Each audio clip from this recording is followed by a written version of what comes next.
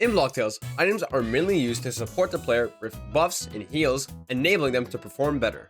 But can they finish the game on their own?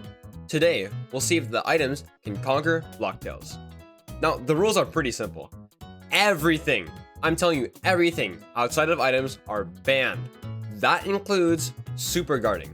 If the item isn't the one doing damage, it's not allowed. One last thing to mention is that Item Plus is allowed because without it, none of this would have been possible. Starting us off is the prologue. And no, I know what you're thinking, don't consider it. The tutorial fight does not count. Items aren't even available yet. After waking up, we immediately pick up the most important card in the entire run, Item Plus. This card increases the damage and effects of our items by 30%. This is essential to beating even just the first chapter and all of them going forward. At the time, our only damage output comes from bombs, but we can only get one outside of the HQ, which isn't even enough to beat these pathetic weaklings. So if we can't buy any bombs, we're gonna have to earn them. Every enemy has a pool of items that they can hold, and it just so happens that the noobs can spawn Earth bombs. So by repeatedly encountering these 3 winged nooblets, eventually at least 2 of them will spawn Earth bombs, allowing us to use 1 bomb and gain 2. Profit, baby! This practically duplicates the item and allows us to easily defeat Red and Blue with 3 bombs and Noobador with 5. Also, this trick lets us actually gain levels, which is essential for the later stages since we're going to be taking a lot of damage. With this discovery, Chapter 1 is a breeze. Sadly, however, we can't buy any of the bombs from the Annihilator since all those fleeing and refreshing fights hoping for those lucky 2 bombs has lost me all my money. Seriously, I am broke. Nothing is to my name anymore. Look at the guy on screen. He has nothing. His wallet is practically gone. Now, most of the bosses in this chapter fall with no issue, but Cruel King is a bit of a tricky one. Using all 10 bombs, we can theoretically drain his 30 HP, yet he heals himself. This is really bad. 1 heal is enough to ruin us. However, all we have to do is be patient. Bombing from the start gives us 4 turns, doing 6 damage per turn, dealing a total of 24 damage before he's able to heal. But afterwards, he will perform an additional attack before restarting his specific attack pattern. This extra attack is crucial, giving us another turn to deal an additional 6 damage, which is just enough to kill him.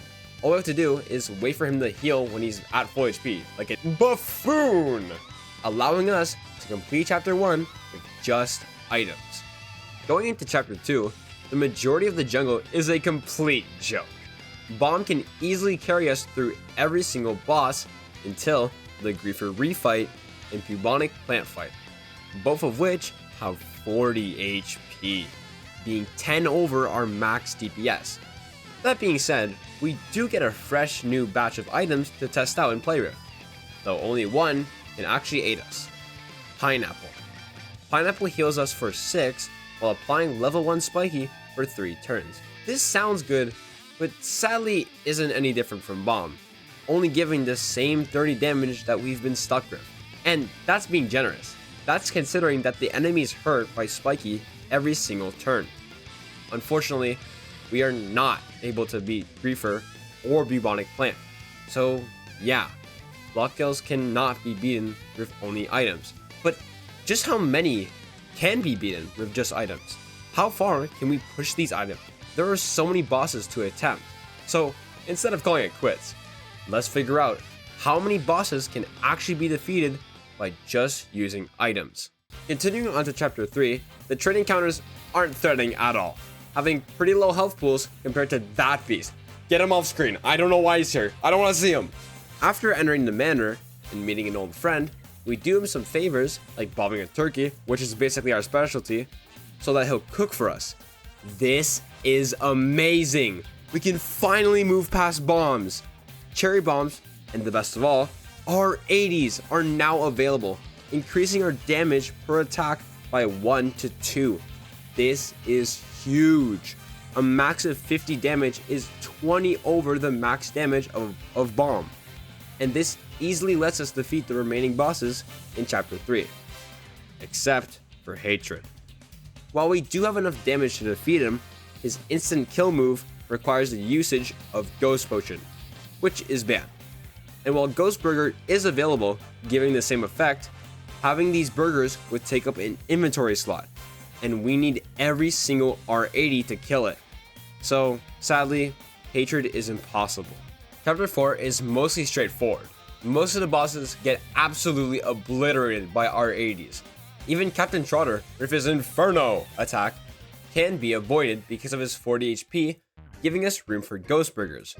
However, Temple Guardian and the Ancients are a bit of a doozy.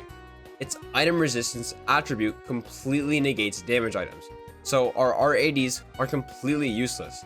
And Pineapple's spiky effect can't activate because all of his moves are dodge only. There's no way around it, and this time, I don't feel good about having allies carry us to victory. Now, the Ancients fight is just unfortunate. He absolutely loves to summon minions. It's a bit concerning, to be honest, making him invincible till they're all defeated. And we simply do not have enough damage to take out the Ancients and his children, leaving these two fights as impossible. Finally is Chapter 5, and there's only 2 encounters that could potentially give us trouble. All the other ones are completely doable. Our first problem comes from the Council. Like the Temple Guardian, they have an item negation, so our explosives are useless once more. Though one item introduced in this chapter can help us. Caltrops. It's basically a stronger pineapple, giving level 3 Spiky for 5 turns. This is actually extremely useful against Reginald and Rober, since they both have moves that can trigger this effect, allowing us to slowly chip away at their health. However, Azuri doesn't have any moves that enable Spiky, so we once again have no way of passing.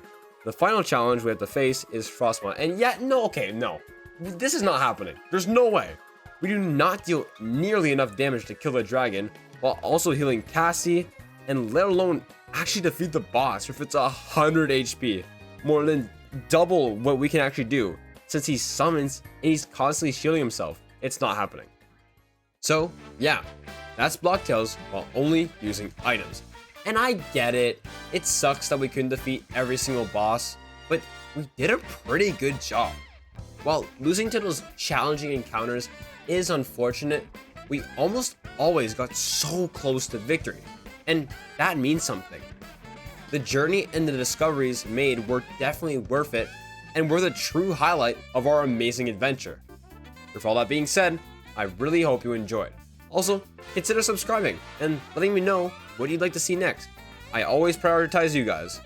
Plus, if you're able to get around any of the bosses, why not let me know? Leave a comment. Alright, I'm done talking now. Have yourself a great day. Thank you for all the support, and you're awesome!